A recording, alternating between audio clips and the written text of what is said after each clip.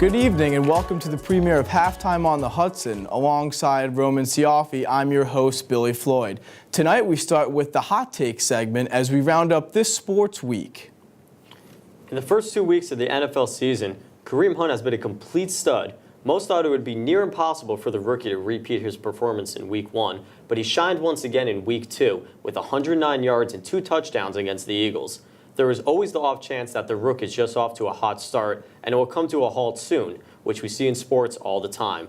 But with the way things are going and how well the Chiefs have been playing, expect Hunt to continue to dominate the running game and keep Kansas City at #1 in the power rankings. Hunt was selected in the third round of this year's NFL draft, 86th overall, and is significantly exceeding anyone's expectations. According to CBS's preseason draft rankings, it, quote, wouldn't be smart to take the running back until at least round 7. So far, I think it's safe to say this analysis was utterly wrong.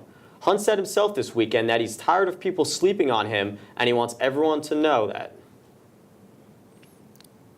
Last Thursday night, Jay Bruce drove in Jose Ramirez in extra innings to secure the Indians' 22nd consecutive win. The Tribe lost its next game to Kansas City, ending their historic run just 4 games shy of tying the 1960 New York Giants streak. Cleveland did, however, surpass the American League record for longest winning streak, breaking the 2002 Oakland Athletics record of 20 wins in a row. In the last 100 years of this game, this was without a doubt the most impressive display of dominating baseball. During their winning streak, the Indians scored 142 runs while only giving up 37 runs for a differential of plus 105. They also batted .306 as a team while slugging 41 home runs. The team who blew a 3-1 lead in the World Series a year ago is sure looking for serious redemption come October, and they couldn't be more ready. Friday afternoon, the NBA and Nike revealed their new Statement Edition team uniforms that will be showcased heading into the 2017-2018 season. The jerseys feature a new alternative look compared to the previous ones. It will be the first season Nike and the NBA will be partnered together after signing a near $1 billion deal back in 2015 when Adidas announced they would not seek to extend their deal. In an effort to allow fans exclusive access to all aspects of basketball, Nike plans to also reveal connected jerseys, which will include a camera filming everything from a player's arrival to the arena, locker room footage, pregame warm-ups, and of course an in-game perspective. Fans will be able to download an app and watch this real-time footage of a player, as well as be able to see their favorite music, highlight package, and much more. More is set to come out about these connected jerseys as the season goes on. The expectations for the 2017 New York Football Giants couldn't have been any higher heading into the season. The league's second-ranked defense all came back, Brandon Marshall was signed, and they drafted a versatile tight end with their first-round pick. Heck, they look so darn good on paper that Bleacher Report ranked them second in the preseason power rankings. You can bet the house that after 2 weeks of football, that ranking has plummeted. I haven't seen a team look this good, look so terrible in 2 weeks of football. Week 1 against the Cowboys was an absolute snooze fest. With Odell on the sidelines, the team put up just 3 points in an embarrassing losing effort. Beckham stood up for Week 2 against the Lions on Monday night, but his 4 catches for 36 yards didn't make a difference in their 24-10 loss. Eli's already been sacked 8 times behind his non-protective offensive line, and his trio of running backs have only put up 97 yards on the ground, which ranks last in the league. To put a cherry on top of this sad story in Giants territory, the teams have been outscored by quarterbacks by Josh McCown and Mike Glennon. Sleep on that one, Ben McAdoo. And there's the news you need to know for this week in sports. When we return, the big story of the week, Kyrie Irving and his thoughts on LeBron James and the Cavs. Welcome back. This past week, Kyrie Irving joined Stephen A. Smith and Max Kellerman on First Take and had quite a lot to say about his recent trade from the Cavs to the Celtics. Here's what he had to say. Let me go someplace else. Did you speak to LeBron James or talk to LeBron James before you and your representatives met with ownership and let them know that you wanted out? No. Why not? Why would I have to? I'm not saying, no. I'm not implying that you have to at all. Yeah. But he's the best player in the world. He's a superstar. He's considered the leader of the team. Your teammate, who you speak glowingly and very highly about. Mm-hmm. And if you don't want to play there anymore, even though it was a personal decision, chances are, if you don't speak to somebody about it, they might take it personally. Yeah.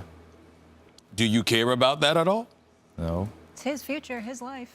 Kyrie, I think that we're forgetting let one me ask important Max. thing. I think we're getting one important thing. Okay, sure. Stephen A., as you sit up here, and Molly and Max, as you guys are professionals, I don't think that you owe anything to another person in terms of figuring out what you want to do with your life. And it's not anything personal. I'm not here to tirade anybody. I'm not here to go at any particular person or the organization, because I have nothing but love for Cleveland. Like, I have nothing but love for the times that I spent there. There's nothing about that. It comes a time where you mature as an individual. It's time to make that decision. And there is no looking back from that standpoint.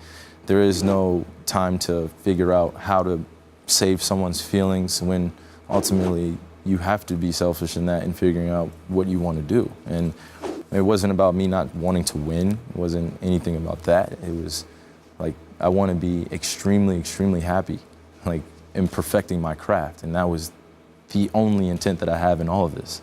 And I think that it got much more attention because everything else started coming out from who would think that their important opinion mattered most. Right. And I saw previous players, I saw past players, I saw current players speaking on something that had absolutely nothing to do with them. Yes. I'm appreciative of their comments, but at the same time, it's ultimately my decision.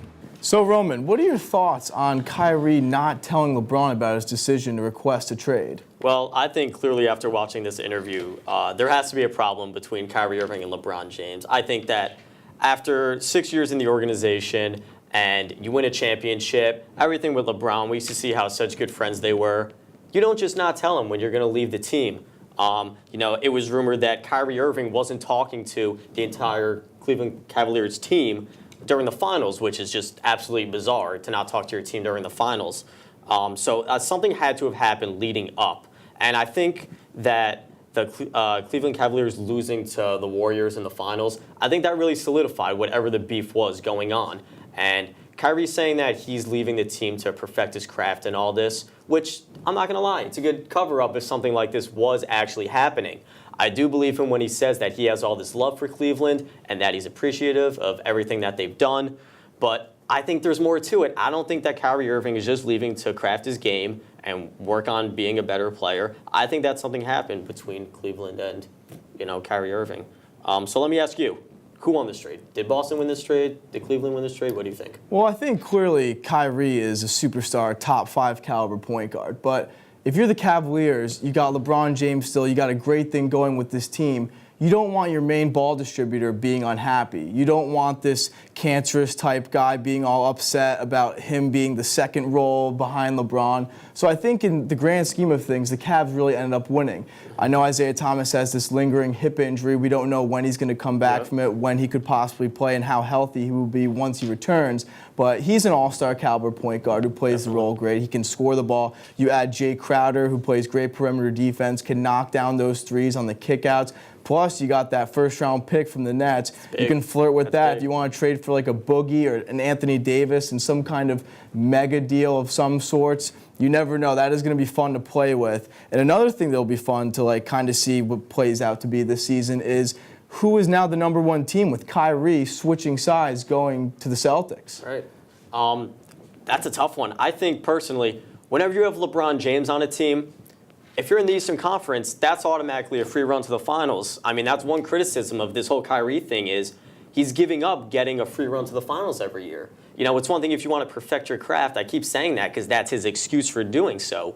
But you're going to, do that instead of being able to get to the finals every year and compete for a championship. That's one thing that Kyrie Irving had to go through, like his head, obviously, if he's going to weigh his legacy against how good he is in winning championships. But I still think Cleveland is the better team. I think that if you have LeBron James, the LeBron James factor is always relevant. As long as we are talking about the Eastern Conference and LeBron James being in the Eastern Conference, which that's a whole nother story for another time, but I think as long as he's there, then the Cavaliers are going to be the team. Alan, what do you think? I mean, I totally agree. I've been a LeBron guy since day one. I followed him ever since he's gone to the league. You got your haters of him dipping out, going to the Heat and everything. But as long as he's running the show, you still got all the aspects around him. You add Isaiah Thomas, who can score the ball, he can shoot. He's going to be motivated to play. I mean, look what he did for the Celtics. He played the day after his sister died, did everything he could for that organization, and for them to just ship him out to Cleveland like it was absolutely nothing, and what he did to recruit Gordon Hayward, bringing him to the team, he's going to be motivated. He's going to be angry. He's going to play with a chip on his shoulder, knowing that I got LeBron with me. I got to impress this guy. I got to show that, they traded for me for Kyrie. Right. I'm going to step up and be that guy Kyrie was, who's going to hit clutch shots, who's going to make smart plays, and who's going to be a perennial all-star and hopefully go on and win a ring with LeBron. Right, and we all know, of course, the big shot that Kyrie hit in the finals against Golden State, Game 7. LeBron does need that other player. As good as LeBron James is, you need a sidekick. Batman needs Robin. Everyone needs that player to play with. And I guess the real question is, hopefully Isaiah Thomas will be that player for LeBron. So let me ask you something. Let's say, by some means, the Celtics end up beating the Cavaliers. Right? Oh, God. That'll be something. So let's say the Celtics beat the Cavaliers. Do you think Boston has a chance to beat Golden State and end their reign? I mean, going along with the Celtics and the Cavs, you also talk about the Rockets, the Thunder. I'm just talking about all NBA teams. Right. No matter who's coming out of what conference, each side, no one's beating the Warriors. I don't care if Kyrie is playing Kobe Bryant-esque basketball with that mindset. No one's beating the Warriors, and especially because when they got Gordon Hayward, they had to open up space by trading Avery Bradley. Then you trade Jay Crowder, two of your best defenders. Now you're pretty much left with your number one guy being Marcus Smart to lock up your best player. Right. Who's going to guard Kevin Durant? Who's going to guard Steph Curry? So I think defense is going to play a huge role into this. I mean, that the Celtics can shoot the ball all the time. Anybody can hit shots on that court. They got Al Horford down low who can play big compared to the Warriors bigs who are pretty much non-existent.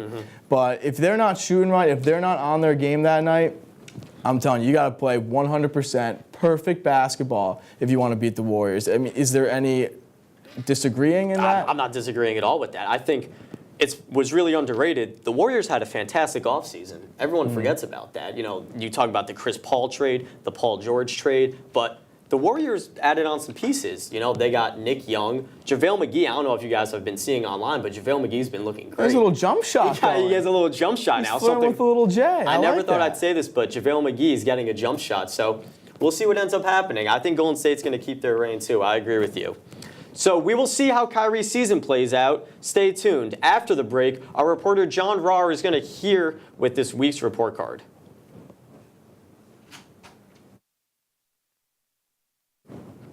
Welcome back. This week, athletes from all leagues made headlines because of their presence on social media. With this week's report card is reporter John Rahr. And here we are, having the time of our lives. Welcome to the first installment of the report card, where we grade the hottest social media trends in sports to date. How could we not start with ESPN's enchanting sideline reporter, Sergio Dip, who truly is loving life. While perhaps he should do some more research before going on air, Dip is a man of the people, and look for him to bounce back for ESPN in the future. So we'll give him a C- because of his attitude, and maybe because we feel a little bit of pity too. Dip may not be the only one having the time of his life on the sideline, as Raiders running back Marshawn Lynch created a pandemonium throughout the Coliseum as he danced on the grass of the New York Jets.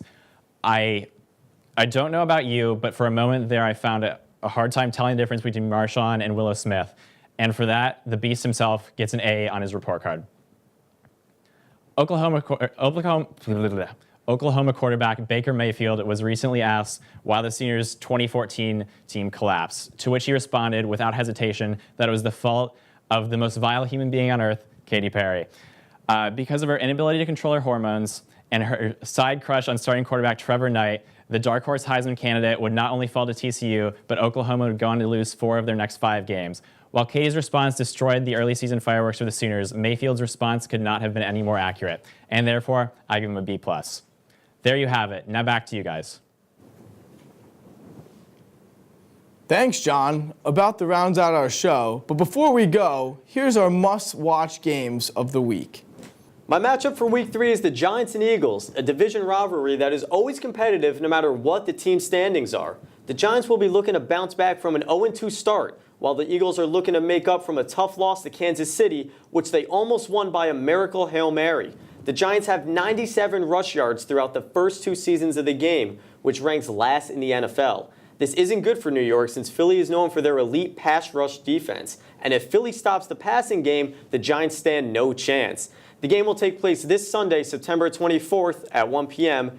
in Philadelphia. I just can't see the Giants starting out 0-3. They were most people's Super Bowl prediction from the NFC. You got Odell back. I know he was a little banged up recovering from that ankle injury in the first game, but I think Game 3 is going to be more ready, locked, ready to go, and I think Eli is going to be delivering the ball to him and everyone else around the field. Right. I think Odell coming in and being ready is a huge factor. Obviously, Eli is going to be looking to throw, and I think the defense is really going to step up this game. I don't think we're going to have a repeat of Week 1, and I am taking the Giants in this along with you, So Billy. you can pencil that game in for 1 o'clock. But before that, you're going to wake up and you're going to watch some football. With the lack of attractive games in Week 3, the contest I'm looking forward to the most is Ravens-Jags in London. Normally, you would take a Sunday afternoon nap during this game, but kickoff is set for 9:30 a.m. and the Jaguars home away from home. After dominating the Texans in Week 1, the Jags took a rough beating in Week 2 against the Titans.